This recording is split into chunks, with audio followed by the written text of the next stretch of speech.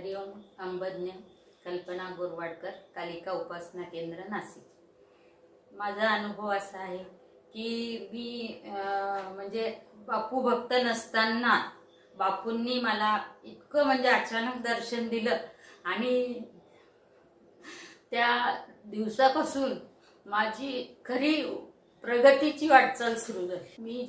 माझी बहीण आणि माझा भाचा ते मला वेळोवेळी सांगत होते की तू बापूंचं करत जा, पण माझी परिस्थिती अशी होती की ज्यावेळेस मी बापूंचा मंत्र जरी म्हणायला गेला तर माझा तो चुकायचा आणि अर्धवट राहून जायचा। म्हणजे ते म्हणताना माझं मनच लागायचं नाही।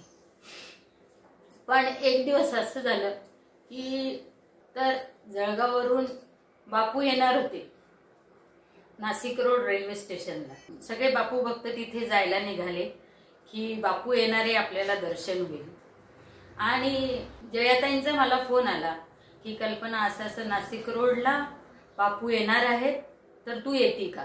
मी त्यांना हो म्हणलं, तर रेल्वे स्टेशनला एकदा सुद्धा गेलेली नव्हते मी। हो म्हणून तर दिलं, परत माझं शिलाई काम करायला बसले आणि तेवढ्यात खाली मला गाडीचा आवाज आला।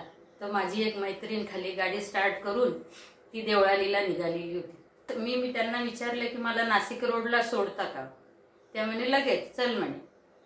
तर मग त्या माझी पूर्ण तयारी होस्तर थांबल्या माझ्यासाठी आणि मी खाली येऊन लगेच त्यांच्या गाडीवर बसून भर पावसात आम्ही नाशिक रोडला मला त्यांनी सोडलं। पण नाशिक रोडला गेल्यावर मला हेही माहित नव्हतं की प्लॅटफॉर्मचं तिकीट वगैरे काढावं लागतं आणि कुठे उभं राहायचं, रेल्वे कोणत्या प्लॅटफॉर्मला उभं राहणार आहे काहीच माहित नाही। शेवटी मी एकटी तिथं उभं राहिले आणि ज्या वेळेस गाडीची वेळ झाली त्यावेळेस बापू भक्त एक एक दिसायला लागले आणि जयाताईंची जी मुलगी होती पूजा ही मला दिसली आणि म्हणे मावशी चल म्हणे आपण तिकीट काढू। तिकीट काढलं आणि गेलो आम्ही जिथे ज्या ठिकाणी प्लॅटफॉर्मला गाडी उभी राहणार होती तिथे।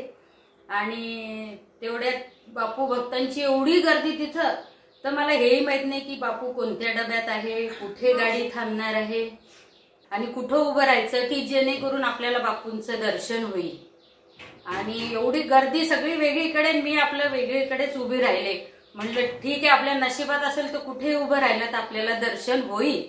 आणि तसंच झालं की एवढी गर्दी असताना सुद्धा मी जिथं उभं राहिले होते त्या ठिकाणी गर्दी बाजूला आणि मी जिथं उभं तिथेच नेमका बापूंचा डबा उभा राहिला आणि तिथे मला दारातून बापूंचं दर्शन झालं। हा माझा आणि त्यावेळेस पासून मी खूप जरी बापूंचं नाही करू शकत पण जेवढं जमेल ते मनापासून करते आणि त्या उपासनेमुळे माझी आज उत्तरोत्तर प्रगती होत चाललेली आहे आणि माझं खूप समाधान आहे। अंबज्ञ हरिओम नाथ सवे।